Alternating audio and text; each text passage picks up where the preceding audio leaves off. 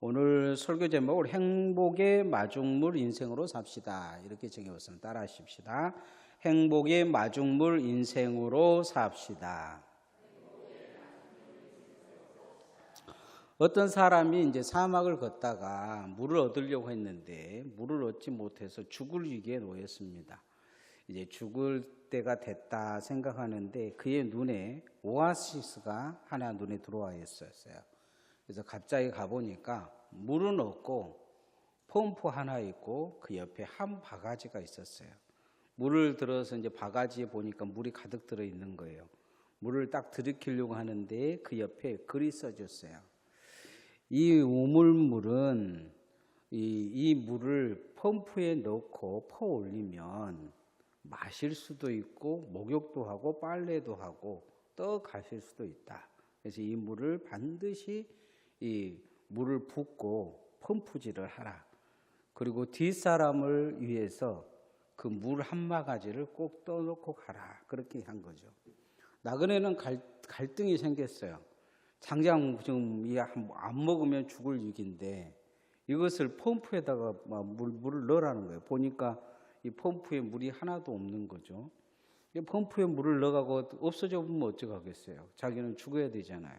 고민을 하다가 그래도 펌프에 물을 넣었어요.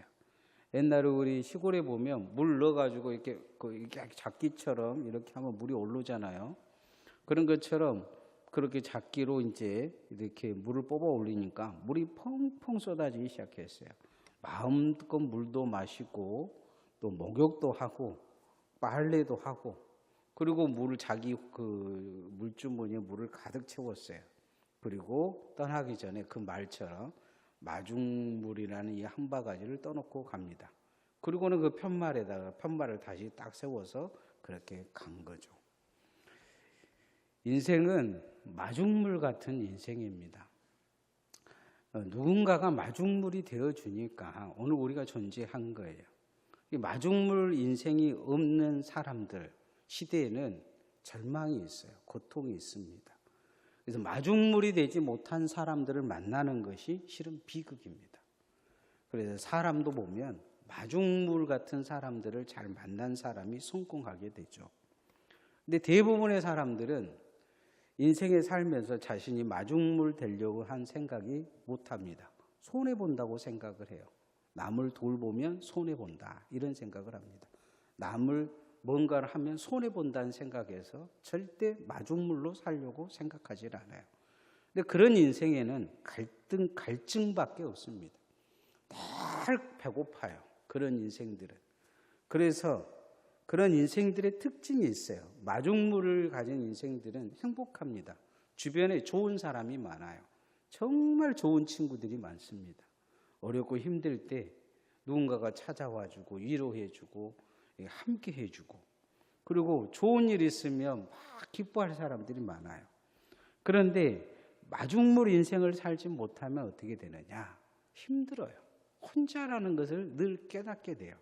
아파도 내가 마음이 아파도 누구 하나 아프다고 생각을 안 해요. 다들 그래요.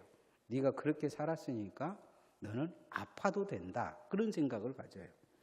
제 주변에도 보면 그 삶이 되게 고통스러운 것 같아요. 제가 보기엔 그분의 인생이. 그런데 사람들은 그 사람에 대해서 어떻게 생각을 하냐면 너는 그렇게 살았으니까 그렇게 고통당해야 된다고 생각을 당연하게 하는 거예요. 그게 잘못 살아온 거죠.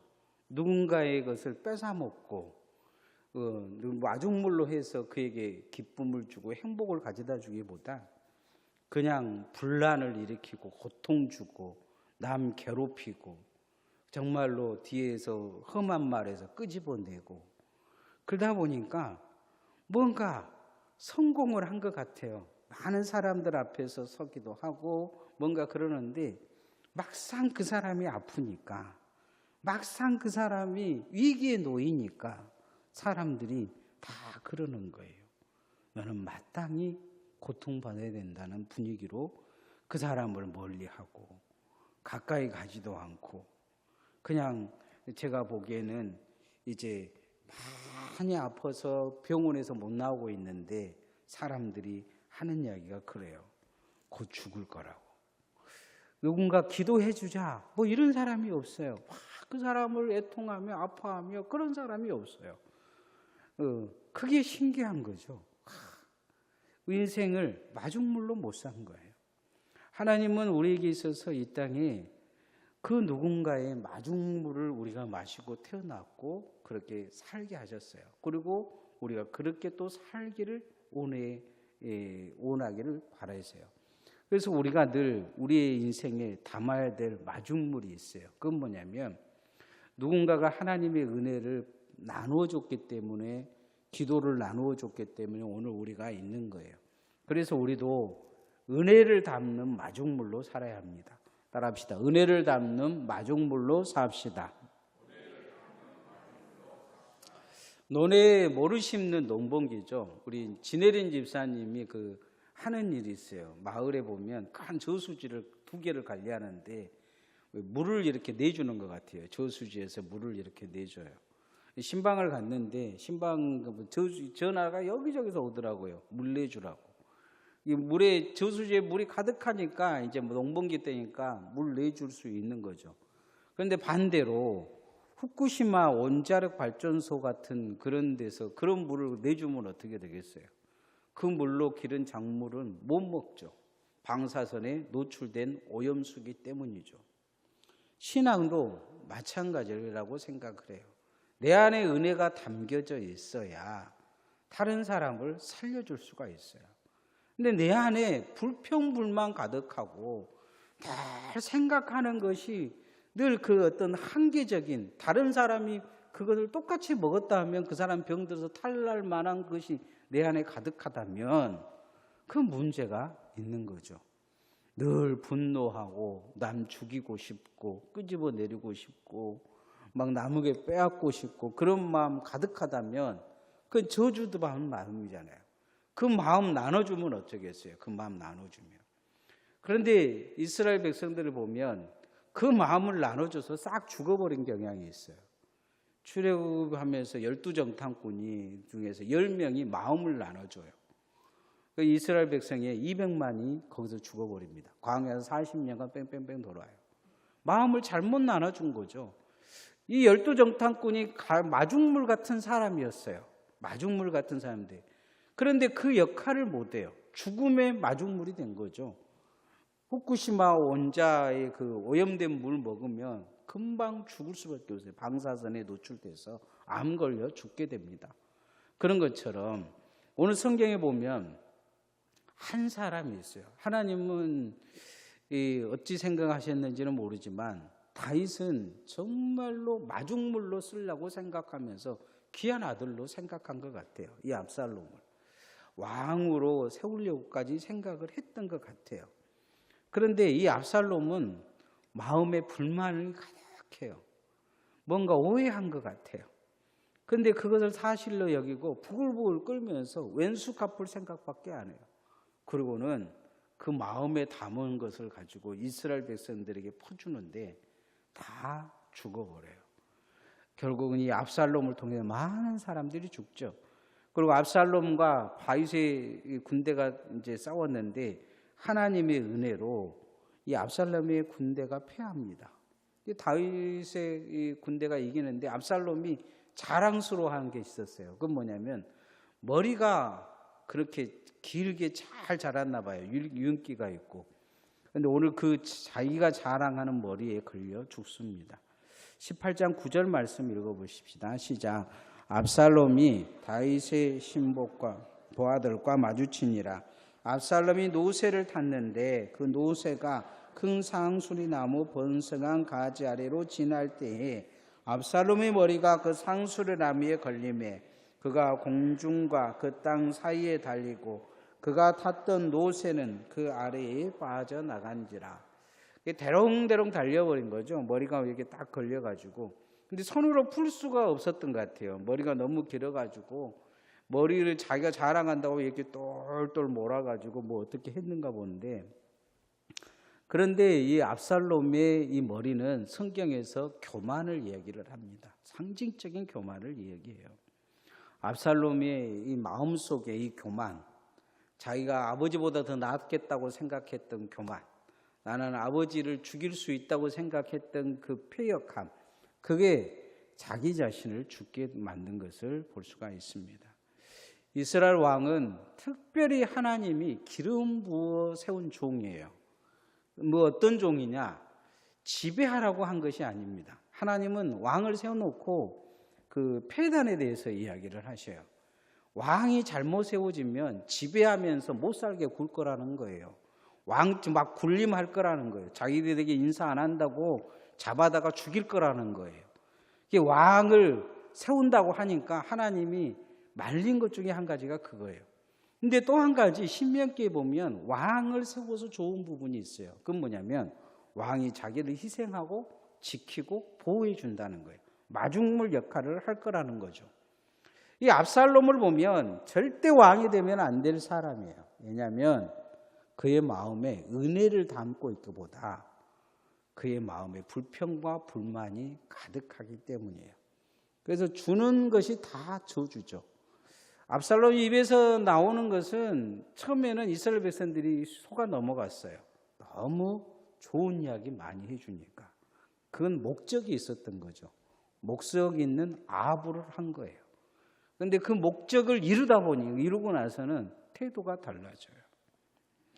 우리도 우리 안에 반드시 하나님의 사람들이, 주님의 성도들이 마음속에 담고 있어야 될 마중물이 있어요. 하나님의 은혜를 담기를 소원합니다. 늘 은혜를 담아야 돼요. 은혜를 담아야 돼요. 그래서 여러분이 은혜를 교회 신앙생활을 하면서 안 담으면 여러분 주변 사람들 다 죽어요. 여러분의 자녀들 신앙도 결국은 똑같아질 거예요. 왜냐하면 주는 물이 뻔하니까, 말하는 것이 뻔하니까, 행동하는 것이 뻔하니까 금방 알아요. 물은 위에서 아래로 흘러요. 물은 어디서 어디로 흐른다고요? 위에서 아래로 흘러요. 내가 아무리 막아도 흘러내려요. 예, 여러분 우리 그 예배당 위에 저기 방수 처리를 했는데요. 물 저기에다가 한 1년만 계속 갖다 넣어 보세요. 그러면 어디를 타고 들어든지 반드시 흘러요. 흘러내릴 거예요. 마찬가지로 하나님의 은혜도 마찬가지예요. 내 안에 무엇이 있느냐? 불평과 불만을 자꾸 쌓아놓으면 결국 흘러내려서 누구부터 죽게 되느냐? 나부터 죽을 거예요. 그러나 우리가 은혜를 담으면, 은혜의 마중물이 되면 우리 주변 사람을 살려낼 줄 믿습니다. 두 번째, 은혜를 담으려면 어떻게 되냐? 순종을 담은 마중물이 돼야 돼요. 따라합시다. 순종을 담은 마중물이 됩시다. 이 순종에 관한 이야기가 얼마나 중요한지 이야기하는 것이 로마서에 보면 알 수가 있어요. 인류가 저주받은 것은 한 사람이 순종하지 않았기 때문이다 이야기해요. 한 사람의 마중물을 불순종의 것을 이 펌프에다 집어넣은 거예요. 그래서 퍼 올리면 퍼 올릴수록 죄가 드러나요. 퍼 올리면 퍼 올릴수록 서로 싸워요. 퍼 올리면 퍼 올릴수록 욕심이 가득해요. 그게 누구냐? 아담이에요. 아담이 이 펌프에다가 불순종을 넣어버린 거예요. 그런데 이 펌프를 바꾸신 분이 있어요. 누가 바꿨느냐? 예수님이 바꾸신 거예요. 그래서 예수님이 거기에다 순종을 넣으셨어요. 그래서 로마서는 그렇게 이야기해요. 한 사람의 불순종으로 인류가 죄와 사망에 빠졌는데 한 사람의 순종으로 인류가 구원을 받았다 이야기합니다. 예수님은 순종의 마중물을 자신이 되셨어요. 그래서 우리를 구원하신 거예요. 그리고 우리도 주님 앞에 순종의 마중물이 되기를 원하고 계신 거죠. 한 사람의 불순종의 마중물이 인류를 저주와 죽음에 빠진 게 한 것처럼 한 사람의 순종이 온 인류를 구원한 것을 볼 수가 있습니다. 오늘 성경에 보면 압살롬이 나무에 걸려 죽은 것을 발견한 소년이 나와요. 이 소년이 요압에 가서 그 이야기예요. 압살롬이 그 걸렸는데 잡아다가, 아마 분명히 그랬을 거예요. 잡아다가 다윗에게 바쳐서 다윗이 하이하도록 합시다. 이렇게 이야기한 것 같아요. 이 소식을 들은 요압이 뭐라고 이야기하냐면, 야, 죽였어야지. 죽였으면, 당장 죽였으면 네한테 엄청난 상금이 돌아갈 건데, 그러니까 이 소년이 하는 말이 그런 말이에요. 천금을 줘도 그거 안 죽인다는 거예요. 죽일 수 없다. 왜냐하면 자기는 들었다는 거예요. 당신 다윗이 이 장군들 당신들한테 절대 죽이지 말라고 이야기했는데 그걸 어떻게 숨기겠느냐? 그 돈 몇 푼 준다고 내가 그것을 불순종하겠느냐? 예, 그러면서 하는 말이 그거예요. 만약에 내가 죽였다면 당신이 나를 죽였을 것이다. 그 이야기를 합니다. 사무엘하 18장 13절 말씀 읽어봅시다. 시작. 아무 일도 왕 앞에는 숨길 수 없나니 내가 만일 거역하여 그 생명을 해하였더라면 당신도 나를 대적하였으리라. 이 한 소년의 이 순종은 인류를 구원하지 못합니다. 그런데 자신은 구원을 해요. 지금 그 이야기예요. 내가 이 사람 압살롬 죽였으면 당신이 분명히 나를 죽여놓고는 얘가 압살롬 죽여가지고 죽였다고 다윗한테 보고할 거라는 거예요. 나는 그런 일 못한다. 내가 당신 안다 이 이야기예요. 내가 요압 당신을 모르겠느냐. 그러면서 다윗 왕의 마음은 그게 아니라는 거예요. 압살롬을 죽이라는 것이 아니고 어떻게든지 압살롬을 사랑하기 때문에 데려가려고 하는, 다시 하나 되려고 하는 그 마음이 있는데 나는 그 순종의 삶을 살겠다 이야기합니다. 이 소년의 순종은 인류는 구원하지 못해도 자신을 살립니다. 오늘날 우리도 주님 앞에 순종하면 우리가 순종한다 해서 세상이 바뀌고 인류가 구원받고 그러지는 않을 것입니다. 그러나 주님 앞에 내가 순종의 마중물로 살 때 내 자신의 신앙을 지킬 수 있습니다. 철저히 주님의 말씀에 순종하고 사시기를 소원합니다. 순종의 마중물을 내 신앙에 넣어야 합니다. 자꾸 내 마음속에 순종하게끔 요구를 해야 돼요. 이렇게 요압처럼, 사단처럼 이렇게 이야기를 해도 넘어가면 안 됩니다. 예수님은 자신이 그렇게 순종하기 위해 결단하셨어요. 사단이 와가지고 막 돌로 떡을 만들어라, 성전에서 뛰어도 내자라, 한 번만 엎드리면 다 주겠다 얘기하셔도 주님은 그렇게 말씀하셨어요. 오직 하나님께만 순종하겠다. 사단아 떠나가라 얘기를 합니다. 우리도 복음의 마중물로 살기 위해 철저히 내 자신에게 순종을 요구하시기를 소원합니다. 늘 신앙에 순종을 담아야 돼요. 순종해야 된다 스스로 이야기를 해야 돼요. 여러분 그 순종이라는 것이 쉽지 않습니다. 그러죠. 여러분보다 나이가 많은 사람이 뭐 시키면 쉽게 하죠. 근데 여러분보다 나이가 젊은 사람이 뭐 하라 그러면 기분이 나쁠 수도 있어요. 예. 여러분 여러분 회사의 사장이 한 20살짜리가 와가지고 청소하라고 하면 기분 안 좋겠어요? 기분 나쁘죠. 그러나 그것은 어쩔 수 없이 순종해야 돼요. 순종해야 되죠.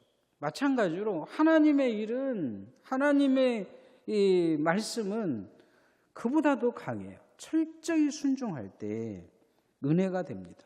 신명기 28장에 보면 순종하면 들어와도 복을 받고 나와도 복을 받고 떡반죽도 복을 받고 그와 함께하는 모든 자들이 복을 받을 거라고 했어요.